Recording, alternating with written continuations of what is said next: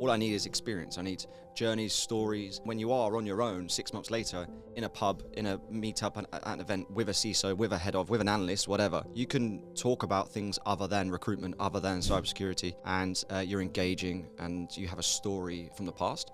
So, welcome back to another episode of the Recruitment Mentors podcast. I'm your host, Hisham Azuz, and on this week's episode, I was joined by Josh Keeley. Josh is one of the co-founders of a recruitment business that specializes in the cybersecurity space called Trident Search. Before you entered the recruitment world, you worked in the military for 6 years. that's correct, yeah. Climbed the ranks in one agency, started your own business within that business. Yep. Is that right? Yeah, yep. What year did you start Trident? Jan 2020. Jan 2020. A couple of months before lockdown. Something that he's really proud of is committing to his niche, and something that he really advocates with his team. And we talk about how all of you listening can achieve that in your own industry and why that's important. He shares with us that he doesn't train recruitment and he trains commercial acumen. He talks about what the VCs do, what the private equity companies do, how does a P&L work, how do threat intelligence businesses make money, and really educate his team on the problems that they solve rather than being entirely focused on filling jobs. Every single day, what do I have to be doing that hopefully in the long run will mean I can say, yeah, 70% of my business comes from referral. I made it on my to-do list, my plan. Yeah, you had your candidate calls, you had your client work, etc. The first thing I did every morning at 8 o'clock was... Enjoy. Josh, welcome to the podcast. Thank you, thanks for having me. Looking forward to breaking down this journey that you've been on. I want to give everyone some immediate career highlights for Josh. So you let me know if I get anything wrong. But I think firstly, which I'm excited just to understand your experience, or at least get your perspective on. But before you entered the recruitment world, you worked in the military for 6 years. That's correct, yeah. So you then entered the recruitment industry in 2016. And then you've been in it ever since. So climbed the ranks in one agency. Mm-hmm. Then you started your own business within that business. Yep. Is that right? Yeah, yep. And then you started Trident. I want to make sure I get the year right here. What year did you start Trident? Jan 2020. Jan 2020. A couple of months before lockdown. Yeah, cool. So Jan 2020. So highlighting that, first year you ended up with around 4 people, 350 grand net fee income, because we did an NFI, didn't we? Yeah, we did NFI, yeah. Cool. I could talk to you about total later. That's right. And then second year, ended around 8 people, 1.25 net fee income. Third year, 1.8 million net fee income, 14 people. Yep. Fourth, we're in the 4th year now. In our 4th year now, In your 4th year now. I think you said you're aiming for 2.5 million net fee income is a big goal. Yep. Aiming to get around 25 heads. Yep. And then just a bit more context. Right now, it's around 80-20, 80 being perm. You do around 6% of your business in EMEA, and then the 40% in US. Yep. You do provide different solutions, different products. You have contingent recruitment exclusive, but also then you have, I think you call it RPO, or a talent partnership model that you also have, that you've had some really good success with. And your world is everything threat intelligence. Yes, my personal world, yes. But we've since expanded and grown into wider disciplines across cybersecurity. But yeah. Cybersecurity as a whole? Yeah. Okay, cool. Love it. So Josh, let's start with this £1 million question first then. From your perspective, what characteristics and traits make up a highly successful recruit in today's market? Good question. So I'll try and stay away from the typical characteristics that everyone says, and I'll tell you the kind of what does it actually take, in my opinion, right? So what we try to drive into everybody at Trident, and what do we look for when we hire people? So first one is we look for people who are obsessed. So an obsession with your job, your community, what you're doing. And that doesn't mean you have to work crazy hours. But what I mean by that is it's a hard job to switch off, right? So in my opinion, the people that I've seen and my experience and people we have now who are the top performers are obsessed with what they do, and they do work long hours, right? There's no way of getting around that. But you could be obsessed 9 to 5, but you'd have to be super disciplined and structured, right? So obsession, for sure. Domain expert. So whatever you do, whether it's finance, you just recruit interim accounts payables, or you recruit pen testers in the cybersecurity market, you have to be a domain expert in exactly what you are recruiting, the people, to the point where you can come off a briefing call visualizing exactly what that person will be doing when you get them a job. So what they're doing when they open up their keyboard, laptop, day one, what are they doing? So a domain expert in that sense. And then the one that I think is the most important for us, and where I see most recruiters fail, is the business acumen. So what I mean by that is, what's a P&L? What's profit? What's loss? What's net versus GP, etc. And we're that's where we'll come onto it in a bit about training and stuff, but that's where we train our team on the most. Not recruitment, not necessarily the market, but how do businesses operate? And therefore, and we can come into it in a little bit, but just understanding how your clients work as a business and why, and the what ifs, and then what's the implications if we can't find someone. So obsession, the domain expertise, and business acumen is probably the most important. I would say the top three. If you want to chuck another one in there, I would say you have to be known for something. So for me, you touched on it a little bit, but when I started Trident, I was only doing threat intelligence within cybersecurity. So some people would say that's a very small market. It's a niche within a niche, but just drill down into that and be known for something. So you got the CTI community here, or cyber threat intelligence. I was the person in the middle. So eventually, in a very short space of time, everyone was looking internally at me, and it's referrals, it's word of mouth, etc. So there's some great things there. Yeah. I'm excited to go into the mindset and methodology around the commercial acumen, because I think that's actually a really great tip for people. So I'm excited to go into why you've lent into that and what that then means for the team. Sure. But just before we go into all the recruitment stuff, I want to make sure I just ask, because I'm just genuinely curious, and I know now that in the world that you're in, you do a lot with people that have served. So it's a big part of your story, right? So I want to make sure that we at least touch on that. But I guess all I'm at all curious about, I don't have any friends that served, and you often hear, I feel like the perception can be for people that it can be difficult to transition into the workplace, post serving, whatever that looks like. So I don't want to assume that you had a challenge with that, but that's my question really. What was it like for Josh entering the workplace after working in the Marines for 6 years? Was that difficult? What was that experience like? Would you mind just sharing there? Because I know that's then you actively speak to people and work with people that have previously served, right? So it's a big part of the story. Yeah, of course. I'm happy to tell my story, so to speak. We'll take it back a little bit. So what did I do in the Marines? I was heavy weapons. I served more maritime, so I was doing counter-piracy, Somalia, Libya, when Colonel Gaddafi in 2014. So I did a lot in the Gulf of Aden and all around there in the Middle East. But when I left, I actually resettled, or we call it resettlement, right? So when you leave, depending on how long you served and where you served, you'll get a resettlement grant. So basically a certain amount of money to then go and do courses, etc., etc. Right. So I had, I think, £6,000. And I remember quite vividly talking to one of the guys that had already left, and I was like, shit, you're making a load of money. You're wearing a Rolex, you're wearing some cool clothes. What do you do? And he was like, I'm in IT. And I was like, I'm going to do IT. Right? Little did I know, I left and I actually took a pay cut. I think I worked at Cisco. I started on 22K. I was like, fuck, what have I done? But I went and done a 12-week course up in Lincoln, spent $6,000 as a network and firewall engineer. Worked at Cisco for 4 or 5 months.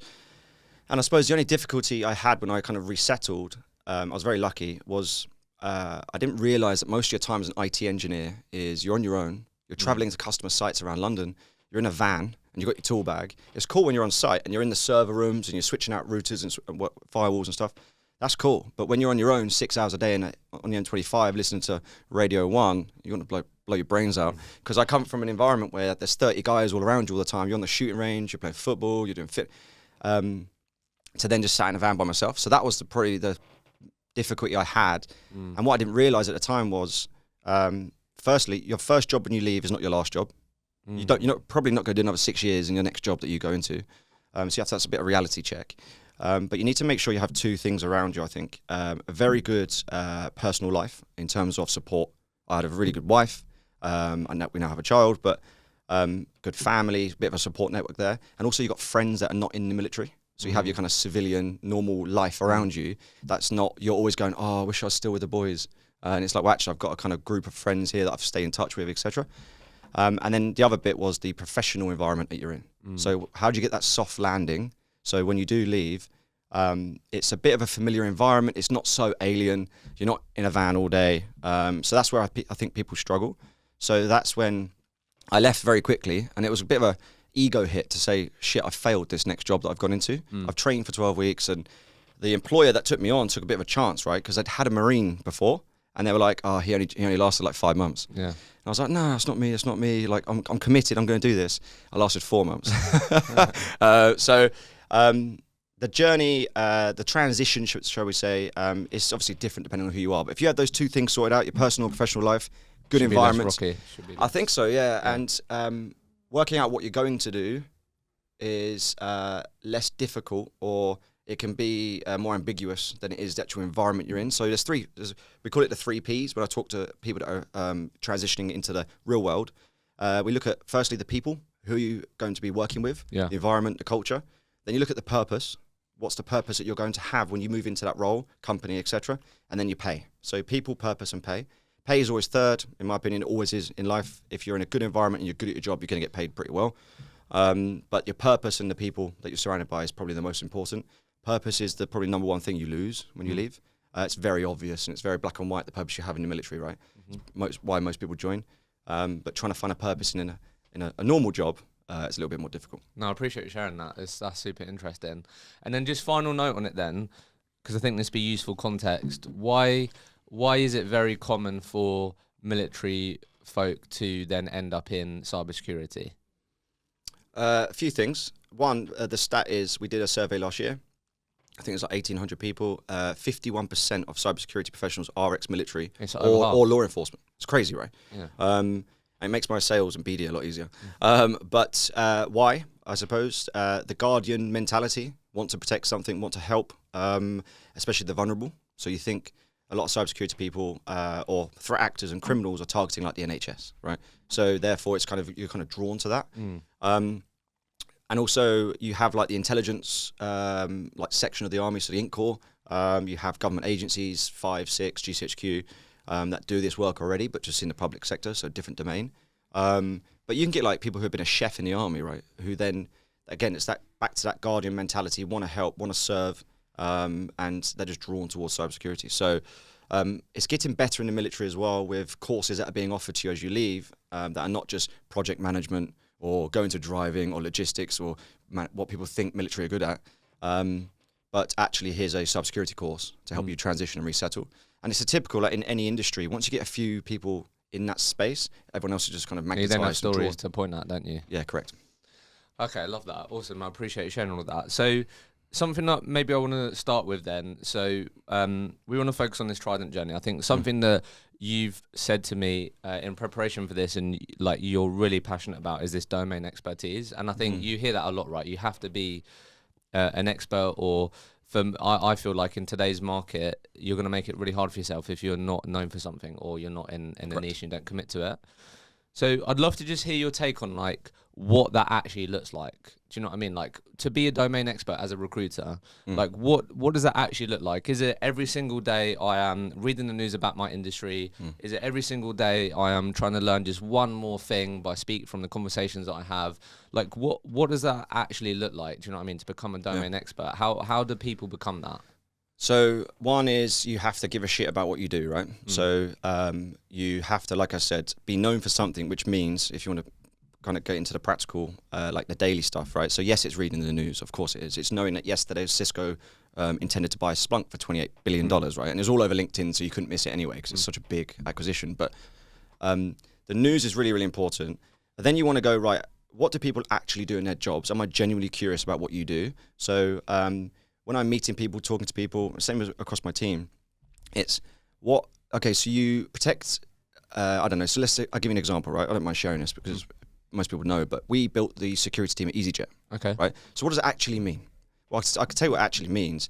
When you're on your flight to Ibiza with the girls, that the threat actors in North Korea don't try and take down your plane and put you in the water, right? That's a pretty like real world like situation. So if you genuinely care about that kind of stuff, then talking to the security team at EasyJet, you're like, hey, so what's going on? And they can't tell you everything, but just being curious about how they protect it, who's hitting or targeting the airlines, will help just generally build your knowledge. And then if you have a team of 25 recruiters, all with that kind of mindset, everyone's just sharing stuff, right? As soon as we come in on a Monday morning, people are like, right, what's going on? What happened this weekend? Who's been hit? Who's been attacked?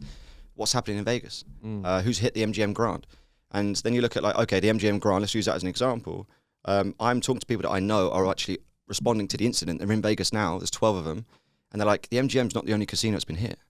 And then you look at the news and it's just MGM, because it's the biggest name, right? Caesars, etc. There's 30 casinos out there that have been whacked, right? So, and then it says MGM losing $4 million a day. And you're like, yeah, they are. What about the other ones? Combined, it's $22 million a day they're losing. And like, if you genuinely care about that, because I think that stuff's super interesting, right? Yeah. And I'm like, right now, how?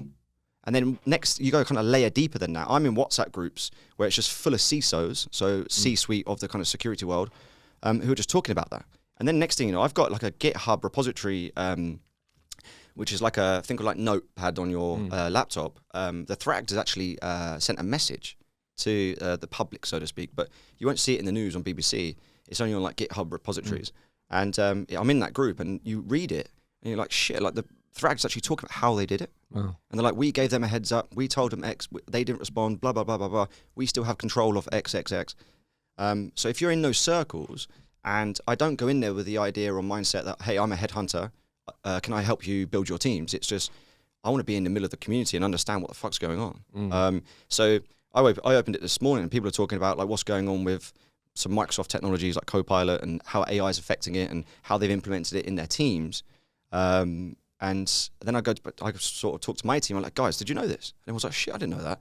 Next thing you know, the team are then pinging in more kind of articles and news.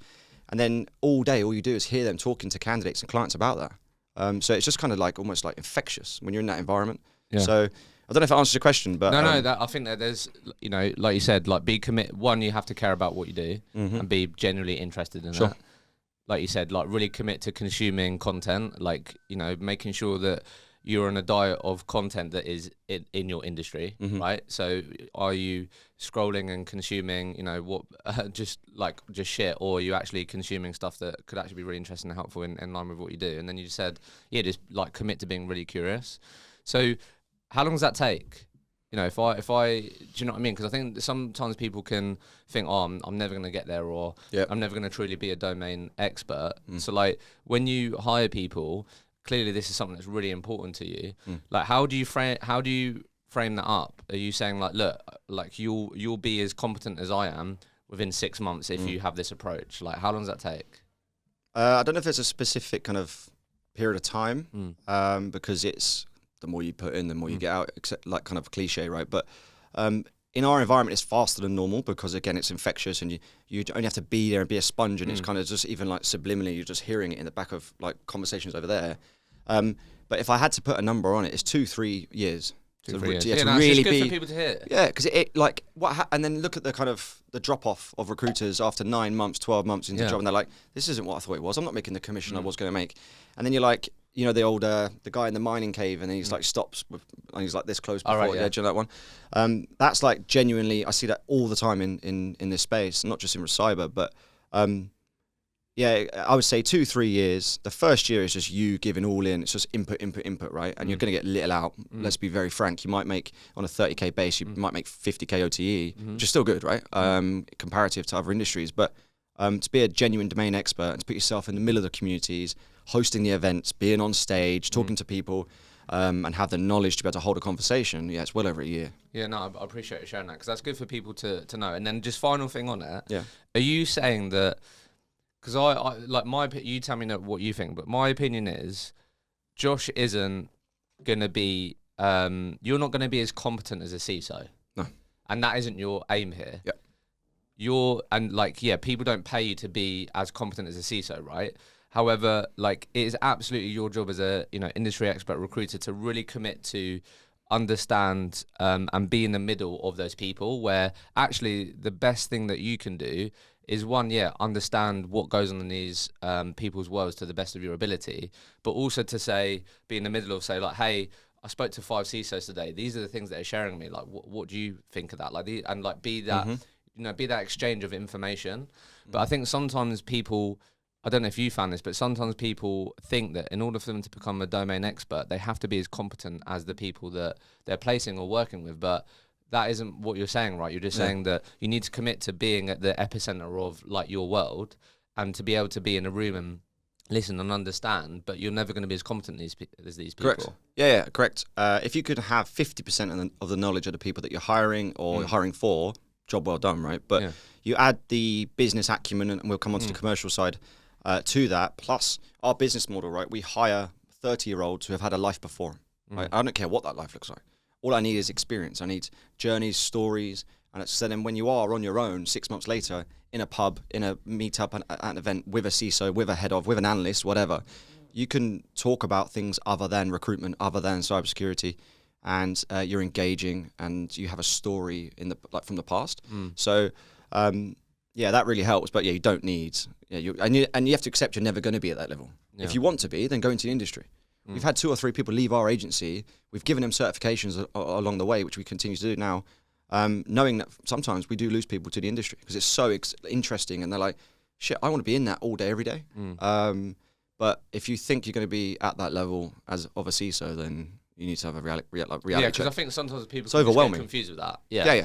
Okay, so let's talk about, because again, this is something clearly you've doubled down on, and I don't think many people have really highlighted that it's something that they intentionally do. So let's talk about it. Let's talk about why do you and your co-founder really put a lot of emphasis on developing commercial acumen? Because I'll be honest, I have interviewed people where they've said that's important, but they necessarily haven't said, like, we actively, intentionally, like, help Josh the recruiter understand how our clients make money, and understand the P&L and understand the true problems that we solve and these things.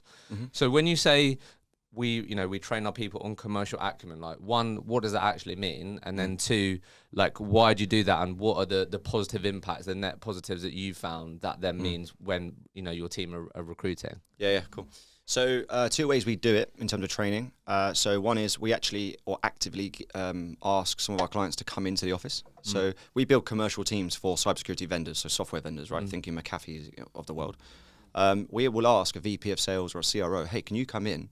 Can you speak to my kind of go-to-market team and explain to them what the impact of us hiring an account exec for you is? And then the way that kind of, and then we do the other bit of training, which is, hey guys, this is a venture capital firm. This is a private equity company. This is a P&L. This is net versus growth. I show them our P&L. I say, look, and they look at it and go, oh, they fall asleep, right? Because it's just line items of a spreadsheet, and they don't give a shit about that, right? But what I'm trying to get them to visualize is when, and this is the end goal, right?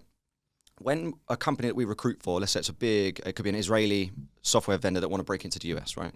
So when that company are in a board meeting, end of month meeting, right? You've got the CFO, CEO, CRO, whatever. The CFO looks at that and they go on the PowerPoint and they go, holy shit, Trident, we spent 50 grand with them this month. But then the CRO is who's your internal sponsor, right? Think of it like that. Goes, yeah, that's fine. I know it's a lot of money on paper and as a line item, but they found 4 account execs this year. Cumulatively, those 4 have made $2.8 million for us this year. And the guy goes, keep using them. So how can they get more people in? So if my team can visualize our clients in those boardrooms, that's what you are, right? You're genuinely just a cost, right? But if we can go, but we do like end of quarter reviews of our clients and we say, hey, we found someone at the start of July. How are they getting on? I've spoken to them. They love it. They've just closed their first deal, $800K deal with Kellogg's, whatever. So they're settling in well, they're doing well. And he's like, yeah. I was like, do you need any more? Because they're revenue generators. The more I can find for you, the more money you're going to make, the better you look as the leader of the sales team. Now, attribute that to like a technical team. Let's go back to the EasyJet example. If we're building a team of security operations analysts, so people that monitor and sit there and look at the networks and make sure that there's no malicious threat actor trying to get in, and they can they get alerts when they are in, etc. I can speak to a SOC analyst after, I don't know, they've been there a couple of months and go, hey, how are you getting on? They're like, yeah, I love it, blah, blah, blah, blah, take them for lunch. And then they go, yeah, but I was like, but what impact have you made since you've joined? And then they say, well, actually, I blocked 6 malicious threats coming from China. And therefore, that meant that we had no downtime. We're a trading firm. That means that we can continue to trading, blah, blah, blah, blah. Right, so you can kind of attribute it to both the technical side of security that we recruit, so the defensive teams, but also the sales teams. Even software developers that we recruit. I've built X since we've done. I've released a new product, a new feature, and that meant that we could actually then take it to market and our commercial teams are selling it. So you can see the genuine value. And then when you take it to another customer or a new client and doing your kind of new BD, which we can come on to in a bit, how we do it, you can kind of approach a new VP of sales and go, hey, I know you know Steve, the VP of sales of that firm. Ask him. I placed 6 people there this year and they've done XXX in millions. So it's almost too hard for them to say no. So it sounds like then, I love that, by the way. So it sounds like then what you're really encouraging your people to do is, which I think sometimes recruiters can end up being laser focused on, is just, I placed Josh in a job, right? And that's what you see. Whereas what you're talking about is like, hey guys, what I'm going to help you understand here is truly the impact that you're making by finding these people and putting these people in these seats. And you're doing that by, one, which I absolutely love the idea of, bringing in your clients to talk about, the story of, by you helping us get this person, this is what it's resulted in, and this is what it means. But you're also then, equipping people with the knowledge, which I really rate, because a lot of people don't understand. I think should be something in like schools that's talking about, do you know 100%. What I mean, in terms of like P&L, all those things. And I really like that, thinking about when that hiring manager or when that person that you've got a relationship with is asked, Josh, why have we spent that money with X agency, that that they're going to be able to answer that because of the conversations that you have, and to be able to really visualize that, or even understand that that's the sort of conversations that they're going to have is like really important, right? But then, like you said, by developing that, I'm then asking those, really smart questions of like, what impact have you had on the business, rather than just like, are you enjoying your job? Like, how's it going? Right. And let's kind of take a few steps ahead, and the impact of my team. They grow as people. Yeah. So like you said, at school, we don't learn about interest rates, debt, finance, etc., right? Which is obviously an everyday occurrence in our life. So if my team can walk away, and I know full well people won't be here for 10 years, right? They won't be here when we exit in 7 years, whatever. But if I know full well that you've left and you're part of our alumni down the line, and you go, do you know what? I learned how to be a better recruiter. I made some money. I did good. I made an impact. But more importantly, I grew as a person.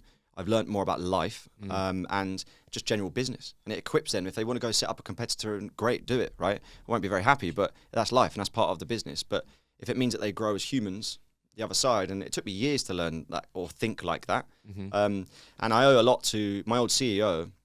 He brought me into the boardroom probably 2 years into my recruitment career when I set up the business internally after doing IT.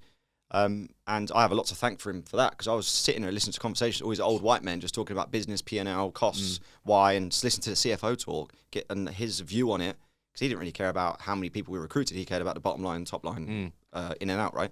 So if I could expose our team to that as quickly as possible, even if they're 27 years old or 40 years old, I think it just goes a long way in their personal life. Yeah, no, agreed. And also then, like you just said, which will... keen to get your just journey with it now, but then like the stories that you then tell your customers and potential customers is just entirely different, right? You're talking about not that we play like this, we worked with EasyJet and we placed all these people. You're saying we did that, but also because we found those people, they were able to, prevent 30 different attacks from, like, do you know what I mean? You're then telling those stories, and that's just like worlds apart from saying, hey Josh, like, I can get people for you, like, I can find these people that do that, rather than saying, hey, I can find you free account executives, and this is the impact that you can expect they can make, because this is what's happened with X customer. So I love that. Let's talk about, because it's something that people always interested in and want to hear people's experience with, but you've continued to go on an upward trajectory NFI wise, but do you mind sharing like what has been consistently the most effective way for Trident to consistently win good quality business, and on the client acquisition side, like what does that look like for you guys? What's been the most effective channels? I can imagine we're talking about you guys being completely committed to being domain experts and all that. That's had a obviously huge impact. And I know you do things like podcasts and networking events, but like what's been the most consistent way of you acquiring good quality business and consistently doing that, because that's key to you guys growing the NFI. So newsflash, we don't cold call. Okay. My team don't cold call. Right. There's a number of reasons why, but you try and pick up the phone to a CISO. Hey, I've got a good security analyst here for you, just on the market, within budget. But they're like, come on, man. Like, I'm trying to protect the business here. If I'm on the phone to you as a headhunter and we get hacked, I get fired. Right. So there's other ways and channels to that person. You mentioned, or you touched on a few things there. For us, the most important parts are, yes, your domain expertise and staying niche, super, super niche, right? And it's really difficult to tell, especially a rookie recruiter or someone who's got 2 years from another agency that goes, oh, hey, Josh, I know I do SOC recruitment and I build MSSPs, but they want me to recruit a pen tester. Can I do it? I know I'll fill it. I'll work later. I won't do it in hours. I won't I'm like, no. And it's really difficult, right? Because they're like, yeah, but that'll make me a 12K fee, which will make me $2,500 commission. I'm like, no. And it's really hard to, especially at the start, to go, trust me, follow the process, and it will work out for you. But that's a consistent message that we send from me and Charlie down to our heads of departments, down to seniors, to consultants, associates. Even our marketing is super consistent in terms of like being really, really niche. And that's a message where it's not convincing them. It's just like, trust me, that it's worked. Stay in your niche, right? So niche is definitely one. This year we've really, really doubled down. We did it a lot last year, but we hired Lottie, who's our marketing manager, who's epic. And we spend as much money as possible and time and resource on pushing the brand out there, doing these networking events. But then the events are all well and good, and we do lots of like exec search or exec round tables, and that's all well and good. But then what's the follow up? What's the purpose? What's the point? This isn't just a piss up for a load of CISOs who just want to like drink on our free bar tab. It's what change are you putting in place off the back of this meetup? So the first one would have been about diversity, and it's like not necessarily just gender, but it could be neurodiversity, it could be veterans or whatever it be. But then what Lottie will do and what whoever runs the event will be, right, let's do a follow up report. Let's get it out to everyone. And then 3 months later, what have you done? What action have you put into place? So those networking events are really, really, really key for us. And then it's just referrals. So we've got quite a good name, quite a good brand because we spend so much money on it and we spend so much time and effort onto it. But almost, I think I looked yesterday, it's like 88% of our business is inbound. Wow. So, and there have been challenges with that this year, right? Because it's been a tough year economically, etc. So we've had to flip that into more outbound stuff and to really push the message out a little bit more and do more outbound engagements. But yeah, so I'd say super, super niche and like actually live it as well, because I know so many recruiters are like, yeah, I'm niche. And then you see them post something else and they come to interview for me and they're like, yeah, I'm really niche. And I pull up their LinkedIn, I go, well, what's that then? And they're like, oh, well, it's just like a really good client that wanted, and they only give it to me exclusively. The networking, the marketing, the events. And then the last piece that we do, we started launching it. I launched one pre-COVID, which is called the Waterloo Cyber Club, which you saw we hosted on Wednesday. A group of 700 military and law enforcement veterans who work in cybersecurity in the UK. So we had an event on Wednesday, 100 people turned up, and it's we give a little talk, but it's all about the two kind of similarities everyone has, veterans in cyber, but about seeing old friends and just networking and just having a beer with people, right? And in, again, a very familiar environment for people. What that does, though, is that, again, it puts us at the center of the industry and the communities. So we've launched our sales engineering one, we've launched CTI one, we've launched Microsoft security one. And the idea is we've got closed LinkedIn groups, we've got closed Discord group. And sometimes it's not meetups. Some of the Microsoft security guys don't want to meet up. That's cool. That's fine. You don't do that. What we'll do instead is maybe like a technical online virtual capture the flag or something like that. So the communities are really important. We call them the clubs. But again, it puts us right at the center of the industry. This podcast is proudly partnered with Vincere, the all-in-one recruitment agency software that over 20,000 recruiters trust daily. We're also partnered with the award-winning OneUp Sales, the sales and motivation platform that enables you to maximize the potential of your teams. We love partnering with both of these organizations because they share our mission in helping you get the most out of your people and your business. You can get exclusive offers because you listen to this podcast and get up to 10% off the usage price forever. Use the link in the show notes to get your hands on that. Let's get back to the episode. So yeah, you've worked really hard then. I mean, 88% inbound, that's a lot. High, right? Yeah. Yeah. And are you including referrals in that? Yeah, of course. So talk to us a bit about that. If I want to get to that position, you know, like what are going to be the biggest levers that I can, you know, lean into, leverage in the long term that's going to help me get to that point? Like if I want to get to a point where nearly 90% of my business is either coming referral, inbound, or that, you might have just spoken about it, but like, you know, if I'm working towards that, what are the main levers I need to, you know, keep pulling each day from, you know, what I need to make sure my teams are doing, what I'm doing to really be able to get to that point? You've mentioned marketing, but as an actual individual recruiter, what can I do every single day that, you know, we're playing the long game here. You're talking about 2 years, 3 years for domain expertise. We're not talking about 3 months and 6 months. Every single day, what do I have to be doing that hopefully in the long run will mean I can say, 70% of my business comes from referral. Okay, so when we first started Trident, I was on my own January until Charlie joined me, the co-founder. Just got 8 weeks after, went into lockdown. So I made it on my to-do list, my plan. Yeah, you had your candidate calls, you had your client work, etc. The first thing I did every morning at 8 o'clock was, and this is very rudimentary and very basic, was just repost a news article about cybersecurity. As simple as that, right? Get your name on LinkedIn. So when people are, because it's force of habit, right? Even the professionals don't use Instagram anymore. They're straight on LinkedIn. Everyone's on the toilet in the morning, LinkedIn. So how do they see Josh Keeley on the thing, and they're liking it and sharing it? If you can go one better and start writing your own articles and things, then great. But more importantly, every single morning, 8 o'clock, get something out there. So create your content, and it just becomes a part of you. It's a habit, and it builds your own personal brand. So it's your personal marketing. You can develop that, like I said, into content and other bits. But and then what we try and get everybody to do, which is, hey, you are a domain expert in new business for XDR companies in cybersecurity in America. Okay, cool. That's your niche within a niche. Now go build a podcast series with it. Go do our Trident Talks. Not quite as popular as this one, but we go and build a series, work with our marketing team, and what that will allow you to do is connect with the very senior people in the industry to obviously invite them on, and it's a conversation that's not recruitment. So the two main things that we almost focus everybody on that just joins us from day one is your personal marketing, and then go build your podcast series. And you might not be that good at interviewing people. That's totally fine. We'll practice, we'll coach you, we'll teach you through it. But the whole point is that it gives you a reason to be in someone's inbox, and whether it's a LinkedIn email, other than recruitment. So you'll see it all the time. We'll have rookies that will just join, and then we'll say, right, your podcast series is going to go live November 1st. It's going to end of November. I need 8 episodes from you. You've got 2 months to get all of those 8 people recorded and invited, etc. But what I'm really doing there is I'm asking you just to go and network with the very senior people in your industry and just treat them all like candidates. They're not clients. Don't put them on this massive pedestal up here. And because what I've seen before and what we used to do in my old agency was you only do candidates for 6 months because you're new. You're not allowed to talk to a client yet.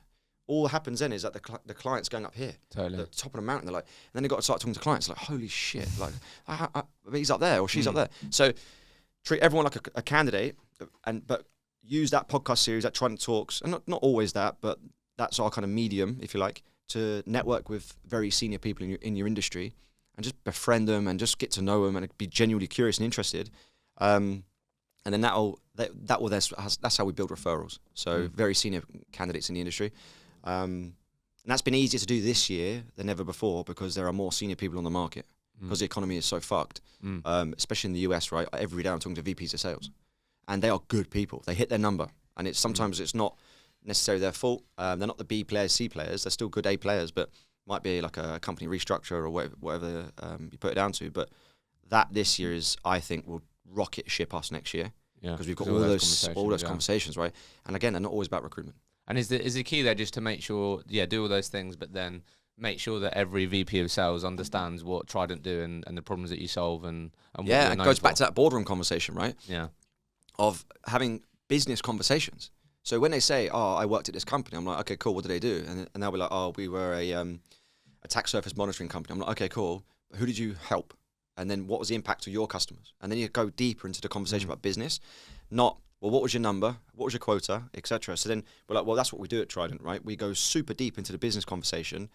Yes, we need domain expertise, and I know what an attack surface monitoring platform does, but then I know their competitors. I'm like, well, your competitors do it that way. So how come you did it this way? And then you start having like deeper conversations with them, and then they come off the phone hopefully going, shit, that person knows what they're talking about. And we barely spoke about recruitment. And then the other thing that we do post that kind of conversation is we'll set very clear expectations. So you're not going to hear from me ever again. But what I will do is have weekly check-ins with you, just touch base, even if I've got nothing to help you in terms of if you're looking for a job, that is. We're very, very big on just constant touch points with everybody. So, yeah. Love that.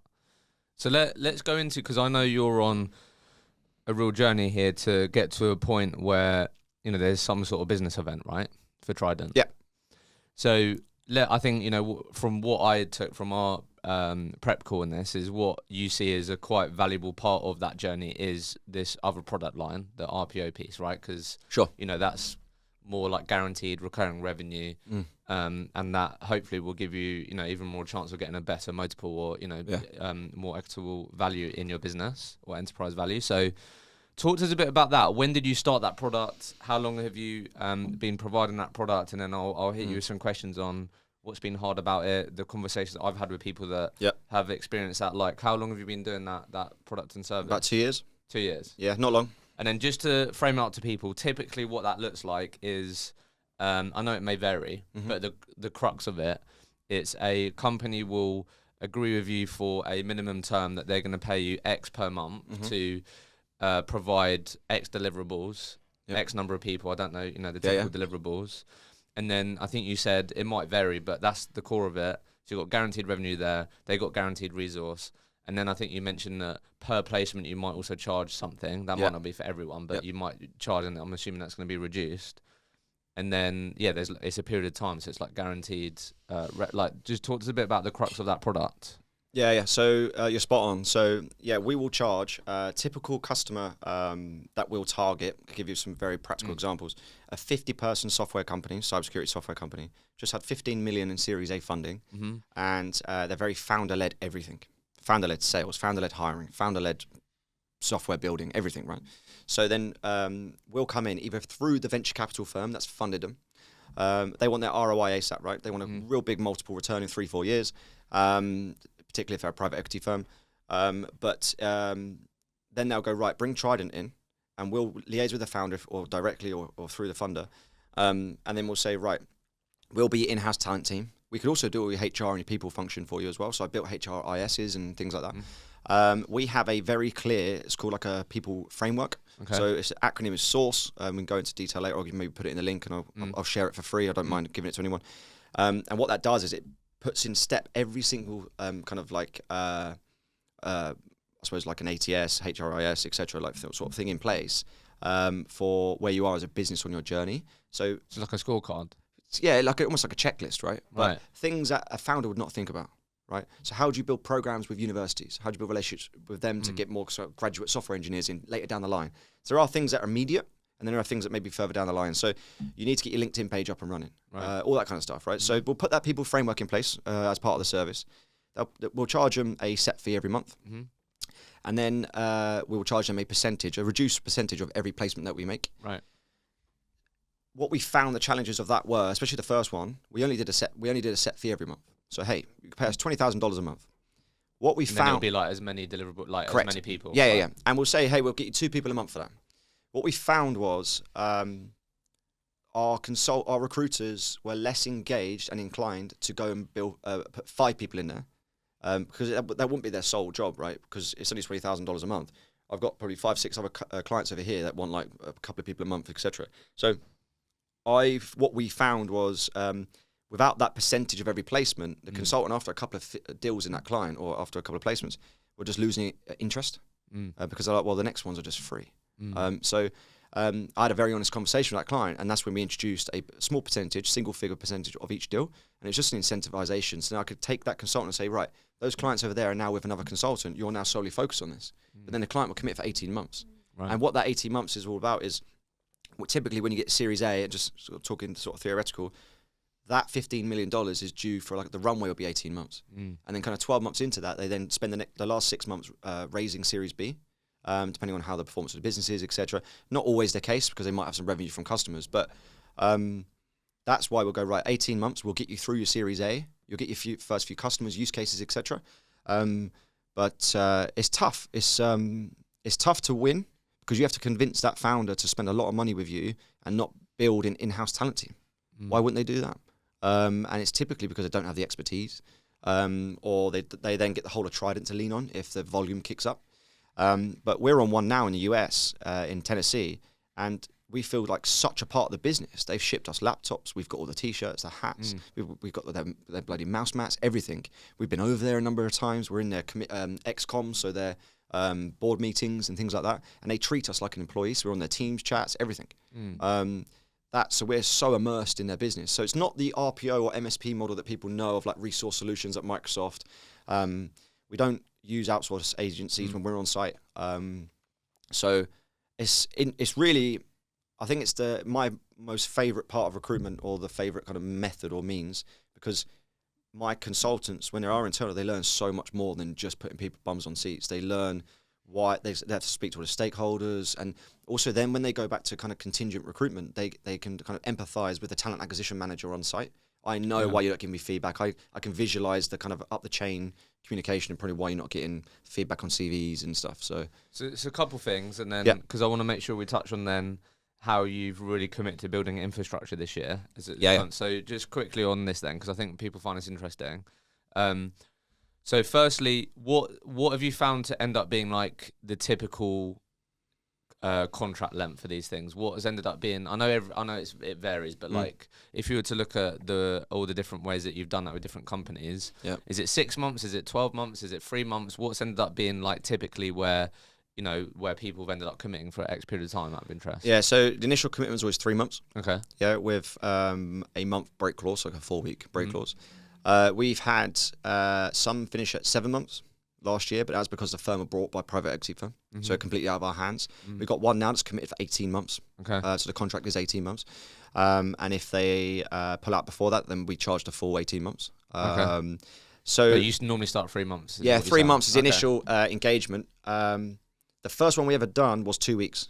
Right. Because I said, look, they'd never worked with us. So you've never worked with us. Here's a 2 week, almost like a try before you buy. And it's 2 weeks. We're still on that contract now. Okay, right. Okay, that's interesting. And then just so we understand, what would you say is the main reason why people are buying that? What's like the main problem that you're, because is it cost or nah? Do you know what I mean? Because I feel like some people can just lean into like, this is way cheap. Like if you do it this way, it's way cheaper, Josh. Like work with me with that. But I don't feel like that's necessarily the leading indicator. It's not cheaper. It's not cheaper, right? It's not. There's 3 kind of things that a founder, internal HR will look at, right? It's the speed of hire, the volume of hire, and the cost of hire, right? Typical 3 things. And again, this comes down to the business acumen of understanding the business, right? And what motivates them. The cost of hire is going to be expensive. So forget about that. So we need the customers who have just committed to the investors and said, we're going to build a 50-person team in the US. So we need the speed of hire and we need the volume of hire. So as soon as possible. So the reason why they come to us is then they go, well, these guys can do it because they've got the communities and the market reach. We're just going to go straight for them. And it might cost us $800K and not $450 if we have an internal team, but we've got almost guaranteed, we've got use cases, and we let them talk to old clients. Hey, ask the VP of HR there what we did, or the founder there what we did. So that's interesting. Yeah. So it's those 2 things. Because I think sometimes people, that is a perception that it's like cheaper, but actually what you're saying is like, actually it's not, but we can solve these 2 problems for you. Is we can get you the people that you need, that your investors are going to expect you to have a lot more quicker. And like you just said, like by partnering with you, instantly we get access to all your network and all those types of things. But what's the conflict what's the problem if you don't get us on board to hire that volume and the quality as fast as possible? You run out of runway. So because the company's overheads, you've only got 18 months, right? You need people in as soon as possible because salespeople take time to ramp up. The investors are there encouraging you to spend it sustainably and wisely, but you need to spend it to get people in. That's the whole point of getting investment. So you can build the product, release new features on it, and go and build a commercial team to take it to market. And then just final 2 points. One, how do you structure commission for that? Like, what does that look like? Same. Is it? Yeah, okay. We don't change it. Whether that changes in the future, I don't know. So basically, just so we understand that, so like if I sold, would it only if I sold it, or would it depend on who sold it? So like, let's say I sold to cybersecurity firm, 3-month partnership. Yep. It was $20,000 a month, and then it was 8% per placement. So you're saying what unlocks my commission is like, so 20 grand goes next to my name on the board straight away for every month. For that is each month. Yep. And then each time I do a placement, that adds up. Yep. And then I just get a percentage of that, like you normally would. Yeah. So we pay. I'll tell you our commission scheme. We pay 20% flat on everything. It's quarterly, but we pay monthly, but it resets quarterly. Anything over 45K in that quarter, so you're a 180 biller, it's 30%. Right. Once you've hit your target in the year, it's 40% flat. Right. So we've got people hitting their target July 1st this year. And me and Charlie were like, holy fuck. That was a mistake. But the whole point of that, and the reasoning behind it is it's just all profit. You set a target on someone's performance and capability, but also you need to make a profit on someone, right? Yeah. Typically in London, a recruiter costs you 10K a month. Easy sum, just a bit below, a bit above, whatever. But typically 10K a month. So you go, right, consultants in London need to make 120. So if we give everyone a target of 150, that 30K is just profit. So why do we want to keep it in the bank? Give it back to them. So if you do 150, anything over that's 40%, plus your salary, you're typically taking home about 61 to 70% of every deal you do. So those partnerships, like would go against that would be like what I'd put in. Yeah, it's all yours. It's all yours. Okay, cool, and look, and like some people are going, whoa, you're crazy. Like you can't keep. I'm like, why? Why not? Give it back to them. And also, typically, these RPOs or talent as a service models are harder. Yeah. You're always on, especially if you're doing US hours. And you've got to deal with, that's the thing, like I have heard people say, like you said, you speak with all the stakeholders, there's positives to that, but then there's negatives to that they expect you can't hide, right? You're the person there, and you have to deliver. Hide. So, and then just the final thing on that then, because normally when I speak to people that do that, the one of the big common challenges is then like capacity. And like figuring that out, because do you know what I mean? I don't know if you run into that, because it's like you can sell that, but it's like, fuck, I've now got to deliver. No, luckily we haven't come into that yet. Okay. One of our clients, I have one consultant on it, and she's doing between 5 and 8 hires a week. Wow. Right. What, perm or contract? Perm. Mad. It's unbelievable, right? But they are. We've got the process using that framework. Slick. It's super slick. The only time it takes a little bit longer in an extra stage is when we're hiring a C-suite or VP there. So from April to now, she's taken that company from 40 to 170 heads. That's mad. Right. So what's this framework then? The source thing. The source. Yeah. So what does that stand for? Set up, outcome. I can't remember. I'll put it into the thing, but it's and then we go into under each one. It's super detailed.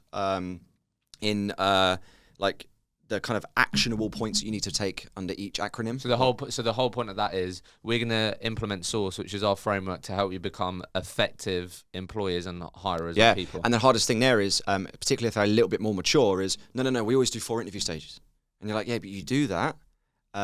Or they want to do a HR interview as well if there's a HR person. Right. You're like, but what's the point of us? So it takes time to build that trust. But you're going to have to share that with me then. Oh, 100%. Have to share that, because I'll put 100%. You can use it. I'll put it in the notes. Okay. Yeah.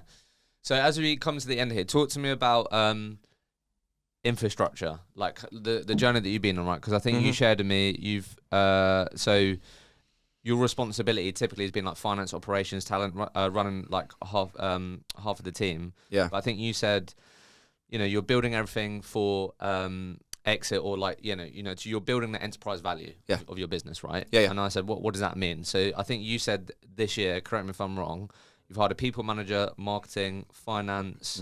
You've got a chairman who's from your industry, I believe, board advisor, and this is all to have these things now so you can grow into the infrastructure that you need to be a 25, 30 plus person company. Yep. Talk to us just a bit about some of the key things there and why this infrastructure bit is so important. Yeah, cool, absolutely. So the bit of context for you. So since we started in 2020, we've doubled in headcount and revenue every year. Granted, it was 3 years, right? But at the start of this year, we were, I think, 14 heads, and we're doing 1.8 million in just fees. I think it's about 3 million total with contract revenue, etc. But we were almost like a Jenga block. We're getting fatter at the top, and at the bottom, which is your foundations. Talk about back office operations. It didn't sort of grow. It was all on me and Charlie.